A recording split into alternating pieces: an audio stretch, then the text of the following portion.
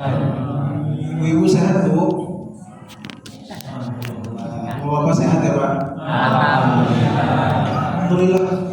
Kita bersyukur kepada Allah yang telah berikan kita kenikmatan, kesehatan, keselamatan, ketenangan, ketentraman, kesejukan, kenyamanan, dan berbagai macam nikmat yang kita rasakan saat ini. Karena kalau boleh kita dan sama-sama kita tahu ya bagaimana kondisi geopolitik di dunia saat ini. Rasanya untuk bisa duduk di majelis yang mulia ini, kondisinya sejuk, AC-nya nyala semua ya Pak Ketua ya, juga ngurusin karpetnya insya Allah tebal betul, dengan pakaian yang bersih, insya Allah wangi, insya Allah kafir ya, disucikan.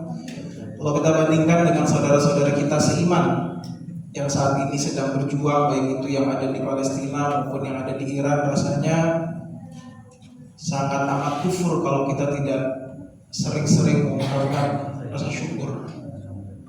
Karena bahkan apa yang dirasakan mereka bisa jadi tidak diperkirakan sebelumnya, dan tidak menutup kemungkinan bahwasanya kita akan menghadapi fase yang seperti itu.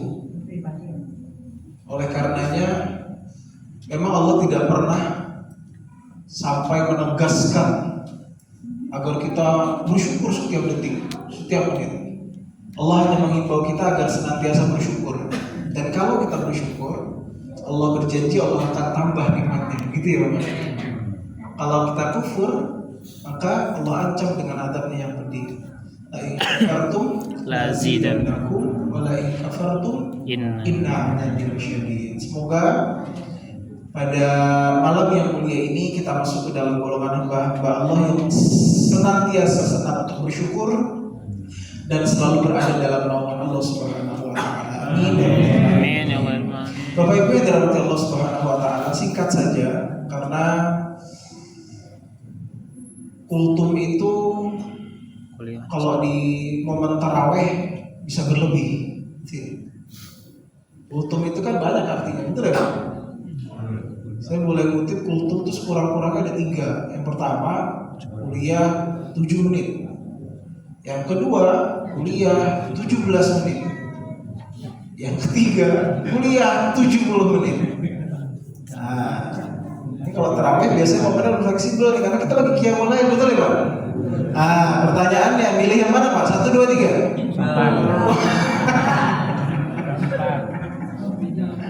Timnya siap gak? Yang ngomong 1 sampai tutup 1. Yang ngomong 3, ntar juga kabur. Paling saya ditinggalin sama karpet di sini berdua. Ya, tapi alhamdulillah mungkin saya boleh menyampaikan bahwa saat ini pada malam hari ini saya bersama dengan orang-orang yang betul-betul kuat keimanannya. Karena ini sudah malam ke-26 ya. Rasanya untuk menguji keimanan Bapak Ibu semua itu tidak pantas bagi saya. Dan mungkin ini menjadi salah satu masjid yang saya rasa masih ramai di malam terakhir-akhir ini. Semakin di depan. Saya kemarin bertugas di Parung Serap Bapak Ibu, Parung Serap Cimenduk ya. Itu sisa. Awal saya dapat 2 di sana, dapat kepercayaan untuk 2 kali bertugas. Malam pertama itu ada 12 soft. Kemarin sisa 4 soft. Sisa 4. Ibu kok ketawa sih? Bener Bu, saya nggak bohong. 2/3-nya udah hilang, tinggal 1/3-nya lagi. Tapi entah ya, mungkin ini karena pada tugas pertama kemarin saya berhalangan hadir. Malam kedua ini rasanya masih ramai. Insya Allah saya tidak meragukan keimanan dari Bapak Ibu semua. Dan mungkin doanya adalah semoga Allah teguhkan kita dalam keimanan. Amin. Sampai kita mampu menyempurnakan ibadah Ramadan pada tahun ini. Amin ya rabbal alamin. Bapak Ibu yang dirahmati Allah Subhanahu wa taala. Saya mohon maaf sebelumnya. Saya baru lihat ternyata dari panitia memberikan tema pada malam hari ini adalah bijak dalam bermedia sosial. Saya baru baca tadi. Setelah maghrib saya baru baca. Jadi saya nggak punya persiapan mumpuni karena kebetulan tadi saya maghrib ada acara buka puasa bersama di Bintaro sektor 7. Jadi tadi pas mau perjalanan tuh sambil deg-degan saya khawatir terlambat tadi kan, masya Allah ternyata ternyata ada tema. Tapi saya izin serempet dikit-dikit ke sana, boleh Bapak Ibu ya? Boleh. Alhamdulillah. Bapak Ibu yang dirahmati Allah, suatu hari Rasulullah sedang bersama dengan sahabatnya yang bernama Mu'adz bin Jabal. Mu'adz bin Jabal ini seorang Ansor. Ansor ini berarti ia ketika didatangi Rasulullah memang penduduk Madinah. Kalau Muhajirin kan orang yang dari Makkah pindah ke Madinah. Itu Bapak Ibu ya.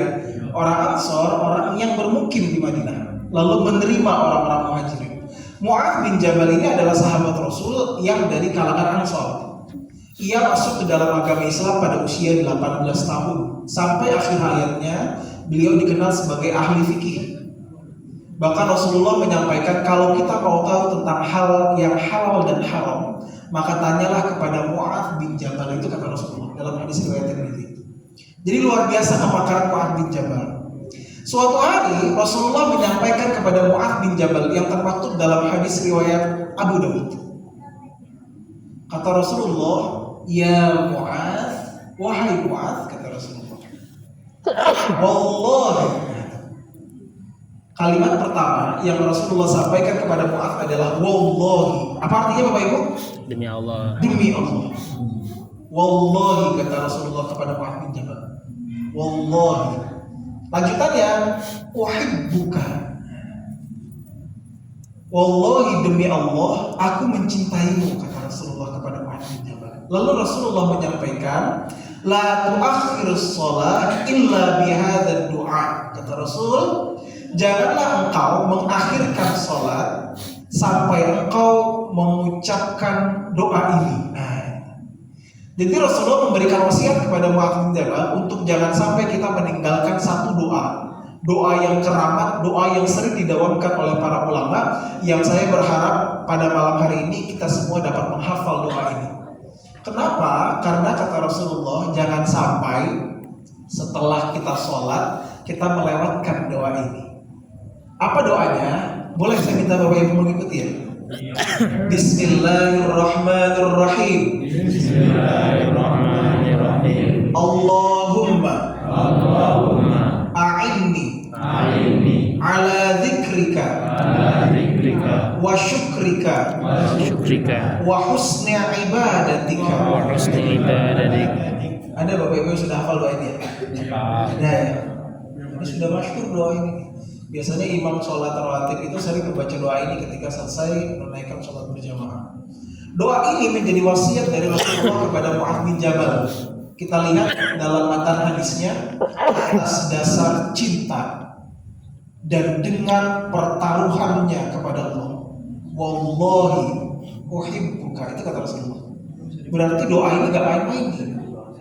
Ada pesan penting yang Rasulullah ingin sampaikan secara khusus kepada Mu'adz bin Jabal yang dikenal sebagai ahli fikih, sebagai rujukan halal dan haramnya suatu hukum, dan umumnya kepada kita semua yang nantinya akan diakui sebagai umatnya Rasulullah. Apa wasiat dari Rasulullah? Maka berdoalah ya Allah, gitu kan ya. Allahumma a'inni, tolonglah aku, ala dzikrika, agar senantiasa mengingat, berzikir kepadamu. Itu yang pertama. Wa syukrika, dan bersyukur kepadamu. Wa husni ibadatika, dan bisa atau mampu beribadah dengan baik untukmu. Tiga itu. Maka pertanyaan utamanya, kenapa yang Rasulullah anjurkan kepada kita untuk berdoa, memohon kepada Allah selesai sholat, itu untuk senantiasa berzikir, untuk senantiasa bersyukur, untuk senantiasa beribadah dengan baik. Bukan minta kekayaan, bukan minta ketenangan hidup, bukan minta jabatan, bukan minta keluangan waktu atau kelapangan hati. Ternyata tiga hal yang disampaikan ini yang menjadi doa atas wasiat dari Rasulullah luar biasa maknanya. Yang pertama, ala dzikrik, untuk senantiasa mengingat atau berzikir kepada Allah. Ini menjadi pesan penting karena kita tuh sering kali memudahkan atau menggampangkan suatu zikir. Saya kalau mengajak Bapak Ibu semua untuk zikir pada malam ini pasti mudah. Zikir itu kan kalimat yang mudah. Subhanallah, walhamdulillah, wa la ilaha illallah, wallahu akbar, la ilaha illallah. Itu kalam-kalam yang mudah sekali di lisan kita. Tapi yang sering terlewatkan bagi kita adalah apakah kalimat zikir itu masih bisa kita pertahankan bahkan setelah kita meninggalkan majelis yang mulia ini? Apakah kalimat zikir itu bisa kita dawamkan ketika kita dalam keadaan bekerja, dalam keadaan waktu yang luang, dalam keadaan di perjalanan ketika mudik, dalam keadaan berada di mall, dalam keadaan berada di stadion sepak bola? Mungkin ini yang menjadi pertanda bagaimana Rasulullah tahu bahwasanya kita lemah dalam mengingat Allah. Makanya Rasulullah ingatkan kita agar kita senantiasa memohon kepada Allah, meminta pertolongan kepada Allah supaya kita diingatkan untuk senantiasa berzikir kepada Allah. Padahal kita tahu kan gampang berzikir. Sekarang kalau kita di majelis ini, mungkin Bapak Ibu sekarang sambil berzikir, betul nggak? Astagfirullah, astagfirullah, astagfirullah. Rasanya mudah kalau kita dalam kondisi ini. Mengapa? Karena Allah sudah sampaikan. Orang yang senantiasa berzikir kepada Allah, maka dalam waktu itu ia sedang berada dekat dengan Allah. Dan seseorang yang tidak dalam keadaan berzikir kepada Allah, maka ia dalam keadaan jauh dari Allah. Kalau kita nggak berzikir, kita merasa dekat dengan Allah. Betul apa betul? Kalau kita nggak berzikir, kita kadang pasti lupa. Bahkan ketika bekerja aja kita kadang lupa untuk memulai dengan berdoa. Padahal Allah menganjurkan kita kalau mau bekerja, agar pekerjaan itu menjadi pekerjaan yang baik, maka libatkanlah Allah. Kan gak susah ngomong bismillahirrahmanirrahim. Betul ya Bu? Kalau lagi masak, biar masakannya enak, masakannya dipuji sama suami, sama anak-anak, gak susah loh ketika ngaduk itu sambil baca bismillah, gak susah. Tapi kadang kita lupa. Maka dari itu Rasulullah mengingatkan kita, mohonlah kepada Allah agar senantiasa berzikir kepada Allah. Ala dzikrik, itu yang pertama. Kemudian yang kedua, Bapak Ibu yang dirahmati Allah, yang diharapkan dalam doa ini yang menjadi wasiat Rasulullah kepada Mu'adz bin Jabal, umumnya kepada kita semua adalah wasyukrik, untuk senantiasa bersyukur kepada Allah. Ternyata ungkapan syukur juga menjadi bagian dari zikir. Kalau kita sedang atau saat itu dalam keadaan mendapatkan kebahagiaan, mendapatkan suatu hadiah, mendapatkan suatu kenikmatan, biasanya kita mendawamkan dengan kalimat alhamdulillah. Itu zikir. Dan itu menjadi ungkapan bagian dari rasa syukur. Namun pertanyaannya, apakah lafaz alhamdulillah itu betul-betul menekankan kepada kita bahwasannya semua yang kita dapati itu seluruhnya adalah dari Allah? Karena sering banget kita tuh serasa senang gitu untuk memuji diri sendiri, senang untuk memuji kelompok sendiri, senang untuk memuji anak sendiri, bangga, wah ini anak didikan saya, wah saya dapat ini karena usaha saya. Jarang bagi kita untuk mendawamkan apa yang kita dapati itu sesungguhnya dari Allah. Apakah cukup dengan hanya melafazkan alhamdulillah? Bisa jadi nggak cukup. Karena mungkin pertanyaan lanjutnya, apakah alhamdulillah tadi betul-betul dilafazkan sesuai dengan hati dan keyakinan kita? Atau hanya sekedar retorika? Hanya sekedar yang penting alhamdulillah dulu. Karena janji Allah bahkan kalau kita bersyukur Allah tambah nikmatnya. Kalau kita mengucapkan alhamdulillah betul-betul secara sungguh-sungguh dari hati yang paling dalam, menyadari bahwasanya setiap kenikmatan yang kita dapatkan itu sesungguhnya dari Allah, maka itulah yang menjadi radar, yang menjadi tanda Allah akan tambah nikmat kepada kita. Maka memang kita perlu untuk sungguh-sungguh mengucapkan alhamdulillah. Maka mungkin Bapak Ibu dalam pertemuan sebelumnya, ketika kita membahas kajian subuh, ternyata kita bisa menambahnya, betul ya? Tidak hanya alhamdulillah, tapi juga memuji Allah dengan asmaul husna. Setelah alhamdulillah, ya Allah, ya Rahman, tambahlah nikmat kepadaku ya Allah. Ya Allah, ya Razzaq, berikan aku rezeki. Begitu ya? Konsepnya begitu ternyata. Syukur itu bisa kita lakukan dengan sungguh-sungguh ketika kita meyakini betul-betul bahwasannya itu dari Allah. dan kita betul memanggil Allah dengan memujinya sampai Allah tahu bahwasanya kita membutuhkan nikmat dari Allah di sepanjang waktu itu. Itu yang kedua. Kemudian yang ketiga, wa husni ibadat. Ini singkat saja, waktu terbatas. Yang ketiga adalah dan memohon kepada Allah agar kita dapat melaksanakan ibadah dengan baik. Rasanya kalau kita coba bermuhasabah atau bertanya, mengapa ini menjadi satu doa yang Rasulullah dawamkan kepada Mu'adz bin Jabal, yang pada hakikatnya adalah seorang ahli fikih, seorang yang mengerti tentang halal dan haramnya suatu hukum, umumnya kepada kita semua adalah untuk beribadah dengan baik. Karena ternyata banyak umat Rasulullah yang beribadah itu hanya berdasarkan dari menyelesaikan kewajiban sebagai muslim. Yang penting sholat, yang penting selesai, yang penting berdoa, yang penting zakat, yang penting puasa.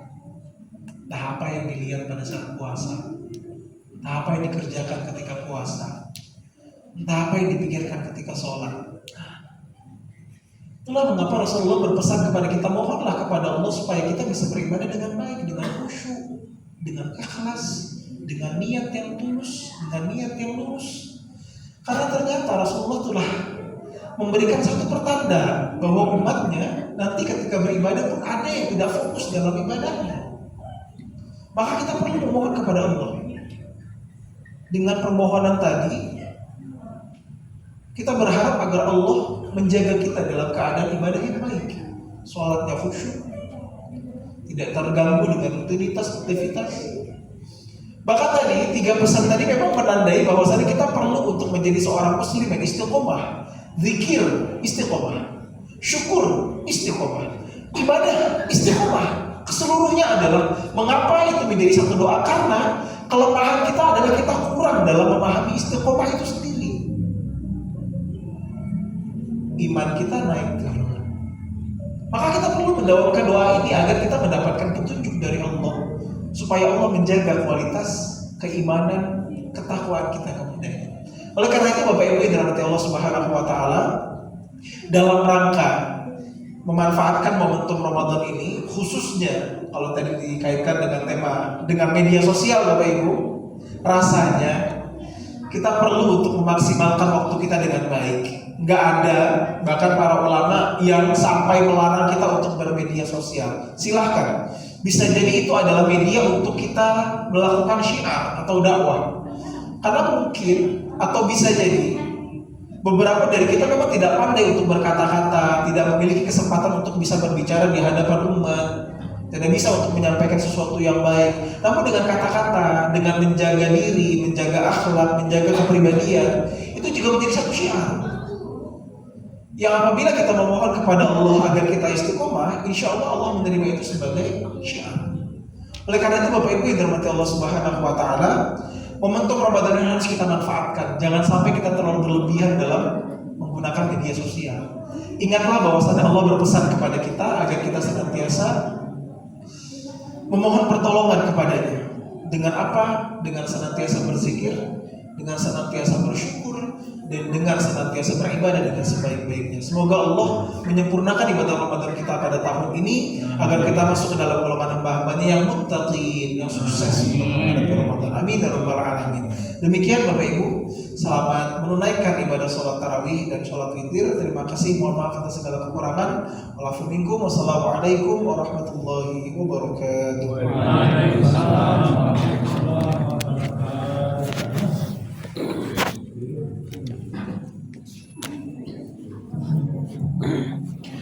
صلوا صلاة التراويح ركعتين جامعة رحمكم الله.